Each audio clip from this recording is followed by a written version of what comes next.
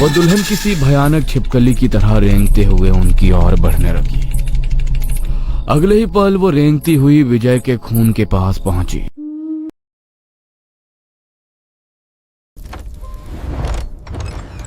Come play with us.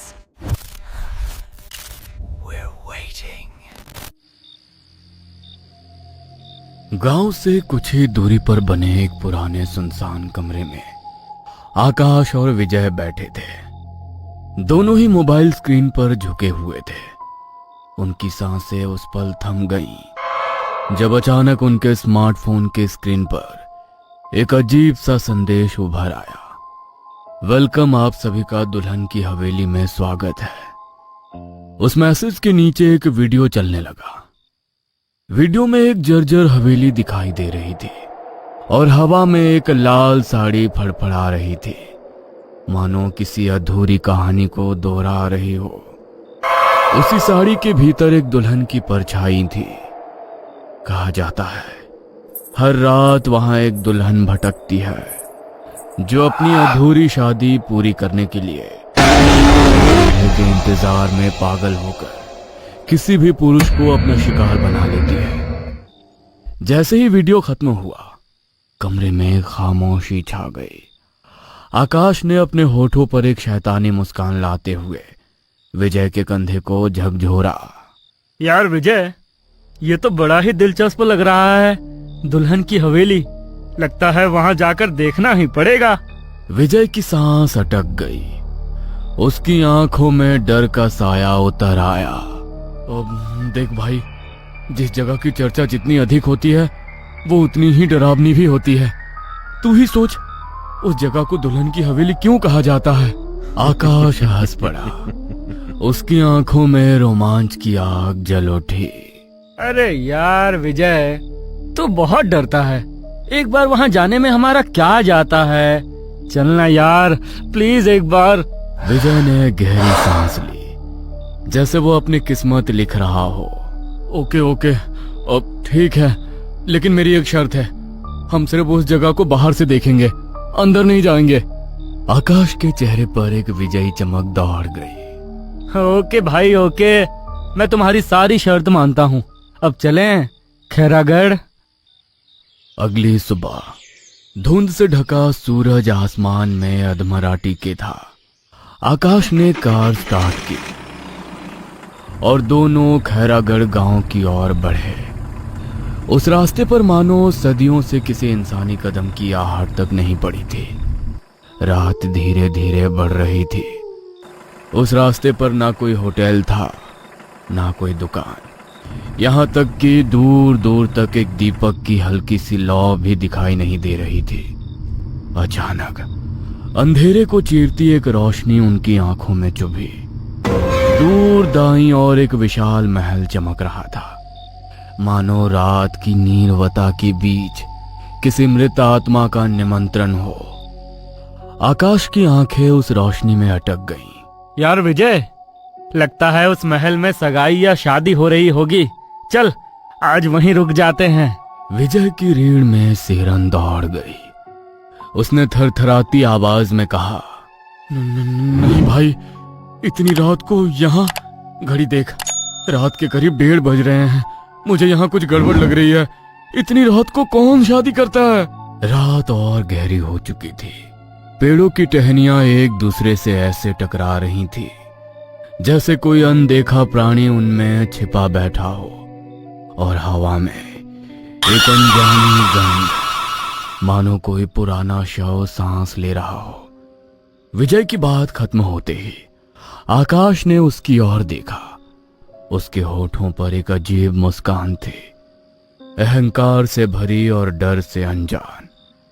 उसने बिना सुने अपनी कार को उस चमकते हुए महल की ओर मोड़ दिया। महल की दीवारों पर उभरी नक्काशियां मानो किसी अनजानी भाषा में चेतावनी दे रही थी।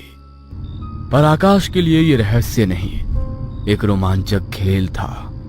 कार जैसे ही महल के आंगन में पहुंची, हवा अचानक और भी ठंडी हो गई। आकाश ने बिना सोचे उत्साह से भरे स्वर में विजय की ओर मुड़कर कहा, चल अंदर चलते हैं। दोनों ने दहलीज पार ही की थी कि उन्हें पीछे से कुछ घसीटने की आवाज आई। जब उन्होंने पीछे मुड़कर देखा तो वहां पे एक बूढ़ा आदमी खड़ा था। अजीब सी बिखरी हुई सफेद दाढ़ी, कमर झुकी हुई, आंखों के नीचे गहरे काले गड्ढे। उसके शरीर से राख और पुराने धुएं की अजीब सी गंध आ रही थी। उसने गुस्से से उनकी ओर उंगली तानी। तुम दोनों यहां पर क्या कर रहे हो? मेरी बात मानो, यहां से तुरंत निकल जाओ। कहीं वो डायन जाग गई तो तुम दोनों का क्या होगा ये तुम सोच भी नहीं सकते। विजय की पुतलियां डर से फैल गई, लेकिन आकाश केवल हंसा। उसकी हंसी में मूर्खता थी, समझ नहीं। क्या अंकल, मजाक करने के लिए हम ही मिले थे? मैं इन सब बातों को नहीं मानता। ये डायन वायन जैसा कुछ नहीं होता। बूढ़े की आंखों में दहशत भरी थी। सिर्फ चेतावनी नहीं, अनुभव की यादें थी। उसने धीरे टूटती आवाज में कहा, बेटा तू समझ नहीं रहा, ये एक मृत दुल्हन का सजा हुआ महल है। बेचारी बेहद भयानक तरीके से इस मंडप पर जलकर मर गई थी। उसके भी कुछ सपने थे, पर शायद किस्मत को कुछ और ही मंजूर था। उसके इतना कहते ही हवा का तापमान अचानक और भी गिर गया। विजय का दिल अब जोर जोर से धड़कने लगा। वो बूढ़े के बिल्कुल करीब आकर बोला, अंकल आखिर आप क्या कहना चाहते हैं? मैं आपकी बात समझा नहीं। कौन दुल्हन, कौन डायन? डायन दुल्हन है कि दुल्हन डायन है? बूढ़ा व्यक्ति विजय की बात सुनकर अचानक अपने पुराने फटे थैले में हाथ डालकर कुछ ढूंढने लगा। थैले के अंदर से उसने 2 नींबू निकाले। उसकी उंगलियां कांप रही थी। जब उसने वो नींबू विजय और आकाश के हाथ में रखते हुए कहा, बेटा मैं जानता हूं कि तुम दोनों नास्तिक हो, लेकिन मेरी एक बात मान लो, ये नींबू अपने पास रखो। इससे तुम्हारे पास कोई भी बुरी शक्ति भटक भी नहीं पाएगी।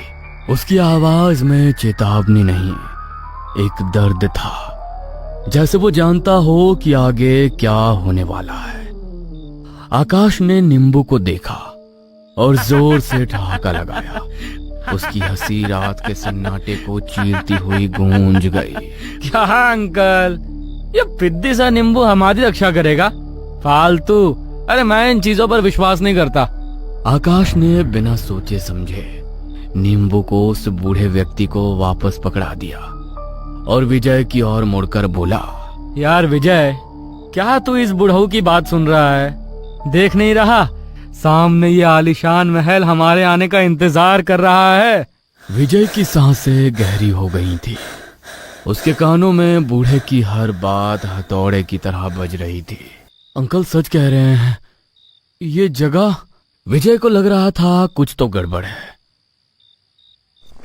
और फिर भी दोनों ने महल की ओर कदम बढ़ा दिए।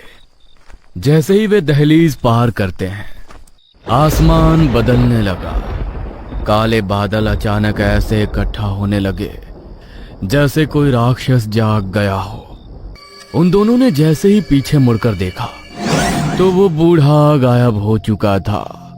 उनकी रीढ़ में बर्फ सी ठंड उतर गई। अचानक बादलों में घनघोर गड़गड़ाहट के साथ बारिश होने लगी। बूंदें इतनी ठंडी थी कि लग रहा था जैसे किसी कब्र की मिट्टी खोलकर बरस रही हो। वो दोनों बारिश से बचने के लिए तेजी से महल के अंदर घुस गए। महल का अंदरूनी हिस्सा अजीब था। दीवारों पर पुराने चित्र, जिनमें हर दुल्हन की आंखें मानो जीती जागती हो।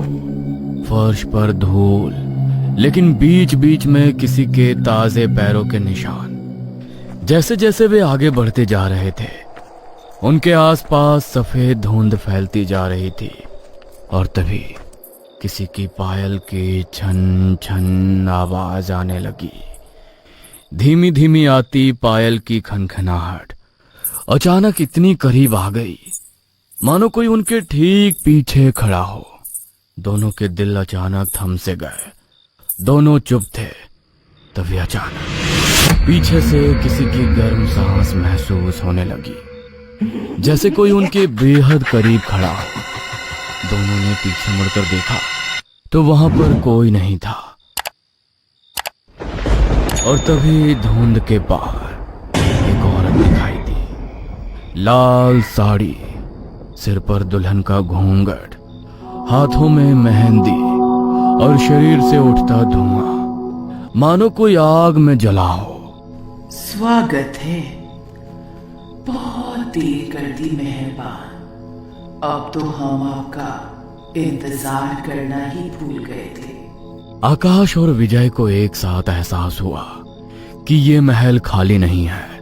कोई साया उनके साथ है और वो बरसों से उनका ही इंतजार कर रहा था। आकाश धीमी आवाज में कांपते हुए बोला, विजय भाई, मैंने अपनी आंखों से देखा, लाल साड़ी पहने एक औरत उस कमरे की तरफ जा रही थी। विजय ने उसकी बात सुनी और अनचाहे ही उसके कदम आकाश के पीछे बढ़ने लगे। दोनों महल के दूसरे कमरे की तरफ जाने लगे। हर कदम पर फर्श की चटकने की आवाज आ रही थी। कमरे के दरवाजे के पास पहुंचते ही अचानक कुछ उनके बिल्कुल पास से कर्राटे की तरह गुजरा। एक काली परछाई इतनी तेजी से कि उसके साथ गुजरती हवा भी जैसे चीरती हुई निकल गई हो। तभी विजय चीख उठा। उसके दाएं हाथ पर किसी नुकीली चीज का गहरा कट बन चुका था। खून की एक मोटी धारा बहकर फर्श पर गिरने लगी थी। खून की बूंदें फर्श को छूते ही हर तरफ काली धुआं छोड़ने लगा, जैसे वो खून किसी शाप की कुंजी हो। महल की गहराइयों में से वही दुल्हन दिखाई दी। सफेद निर्जीव आंखें, बाल बिखरे हुए, मानो हवा के थपेड़ों से नहीं बल्कि मौत की चीखों से उड़े हो। लाल साड़ी, वो दुल्हन किसी भयानक छिपकली की तरह रेंगते हुए उनकी ओर बढ़ने लगी। अगले ही पल वो रेंगती हुई विजय के खून के पास पहुंची और उसके खून को सूंघने लगी। और फिर अगले ही पल किसी वहशी जानवर की तरह उस खून को अपनी लंबी जीभ से चाटने लगी। आकाश और विजय दोनों ही एक साथ कांपते हुए चीख पड़े और भागने की कोशिश में महल के दरवाजे की ओर दौड़े, पर दरवाजा अपने आप बंद हो गया, इतना तेज कि दीवारें कांप उठी। विजय का सब्र टूट चुका था। उसने आकाश के गाल पर एक जोरदार थप्पड़ जड़ दिया। मैंने पहले ही कहा था इस महल में कुछ बहुत अजीब है, लेकिन नहीं, हमने उस बूढ़े की बात को भी मजाक समझ लिया। अब देख, आज हम दोनों अपनी मौत के दरवाजे पर खड़े हैं। हाँ, मैं मानता हूँ यार, मैंने बहुत बड़ी गलती की है। आई एम सॉरी, लेकिन प्लीज प्लीज, मैं मरना नहीं चाहता। उसकी आवाज कांप रही थी, आंखों में पश्चाताप और हड़बड़ी तैर रही थी। तुम मुझे उस डायन से बचा ले, प्लीज। विजय बिना कुछ बोले इधर उधर देखने लगा। अचानक उसकी नजर महल की एक कोने पर पड़ी। दीवार पर एक औरत की तस्वीर टंगी हुई थी, जो धूल और जालों से पूरी तरह ढकी हुई थी। विजय और आकाश धीरे धीरे तस्वीर के पास गए। तस्वीर के आगे मकड़ी के जाले ऐसे फैले थे मानो उनमें कोई अनसुलझी साजिश छुपी हो। विजय ने जैसे ही जाला हटाया, तस्वीर का चेहरा साफ दिखाई दिया। उसकी सांसें रुक गईं। तभी उसने चीखते हुए एक नाम पुकारा, उर्मिला। लेकिन कैसे? उर्मिला? कौन उर्मिला? विजय की आंखों में अतीत के जख्म उभर आए। उसने धीमी टूटी हुई आवाज में सच उगलना शुरू किया। यह तब की बात है जब मैं 2 साल पहले भोपाल की कमला यूनिवर्सिटी में बीए फर्स्ट ईयर की पढ़ाई कर रहा था। उर्मिला भी उसी कॉलेज में पढ़ा करती थी। मैंने चालाकी से उसे अपने प्यार के जाल में फंसा लिया। एक रात मैं उसे अपने घर ले आया और हमारे बीच वो संबंध बन गया जिसके उसने शायद कल्पना तो की थी, पर निभाने की जिम्मेदारी मैं कभी उठाना नहीं चाहता था। कुछ महीनों बाद उर्मिला गर्भवती हो गई। वो मुझसे शादी करने के लिए जिद करने लगी। मैं उससे छुटकारा पाना चाहता था। उसकी आवाज लड़खड़ाने लगी, मानो हर शब्द उसके गले में चाकू की तरह अटक गया हो। मैंने एक नकली शादी का प्लान बनाया। इस शादी को अंजाम देने के लिए खैरा सुनसानी महल को चुना। इस नकली शादी में मैंने सिर्फ कुछ गिने चुने लोगों को आमंत्रित किया था। बेचारी उर्मिला सोच रही थी कि हम हकीकत में शादी कर रहे हैं, लेकिन उस बेचारी को क्या मालूम कि मेरा प्लान कुछ और ही है। वो इन सब बातों से अनजान दुल्हन के रूप में सजी हुई थी। विजय का सच अब डर का आकार ले चुका था। उसकी आवाज हॉल की दीवारों से टकराकर लौट रही थी। पंडित मंडप पर बैठा हुआ था। मेरा प्लान फुल प्रूफ था। मैं मंडप पर बैठा था और उर्मिला जैसे ही मेरे पास बैठने लगी, एक तरल पदार्थ उसकी हर तरफ फैलने लगा और फिर मंडप पर जल रहे हवन की अग्नि के संपर्क में आते ही उर्मिला का पूरा शरीर उस आग में झुलसने लगा। वो दर्द से चीख रही थी। वो बचाओ बचाओ चिल्ला रही थी, लेकिन वहां उसकी मदद करने वाला कोई नहीं था, क्योंकि सभी मेरे भाड़े के लाए हुए मेहमान थे।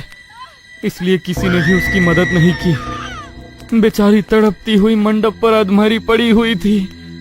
उसकी सांसें अभी भी चल रही थी। मैंने गुस्से में उसकी गर्दन दबा दी। वहीं पर उसकी सांस रुक गई। विजय की आवाज टूटने लगी। उस वक्त गुस्सा मेरे दिमाग पर हावी था। मैं ये सोच भी नहीं पाया कि मैं क्या करने जा रहा हूं। मैं बस उर्मिला से किसी भी हाल में छुटकारा पाना चाहता था। इस बात को आज पूरे 2 साल हो गए। मैंने सोचा कि उर्मिला से मुझे छुटकारा मिल गया, लेकिन मैं गलत था। आकाश की आंखें फटी रह गईं और तभी कड़कड़ाहट, किसी हड्डी के मुड़ने जैसी आवाज आई। विजय ने डर से गर्दन घुमाई और उसके सामने वो थी उर्मिला, दुल्हन के रूप में, लेकिन अब इस दुनिया की नहीं, नर्क की दुल्हन। उसका चेहरा आधा जला हुआ, होठों से काला खून टपकता हुआ। उसकी आवाज किसी कब्र की मिट्टी से उठी धमकी जैसी थी। तुझे क्या लगा विजय, तू मेरे हाथों से बच जाएगा? तेरे घर में लगी ईश्वर की मूर्ति ने ही तुझे इतने दिनों तक जिंदा रखा। मैं जानती हूँ तू नास्तिक है, लेकिन तुम्हारे परिवार वाले आस्तिक हैं। इसी वजह से तू इतने सालों से बचा हुआ था, पर अब बचने की कोई उम्मीद नहीं। उसके नुकीले दांत बाहर निकल आए। उसके नाखून किसी जंगली जानवर जैसे लंबे हो गए और तभी नुकीले नाखून से विजय के सिर से उखाड़ दिया। विजय का शरीर छटपटाते हुए एक और गिर पड़ा और सिर लुढ़कता हुआ आकाश के पैरों के पास। महल विजय को ऐसे निगल गया जैसे पाप को कभी याद ही ना रखा जाए। आकाश के आंखों के सामने विजय का सर पड़ा हुआ था। सिर से निकलता खून उसके आसपास फैलने लगा था। डर के मारे उसकी टांगे थर थर कांप रही थी और तभी अचानक उर्मिला की आत्मा झटके से उनके चेहरे के सामने आई।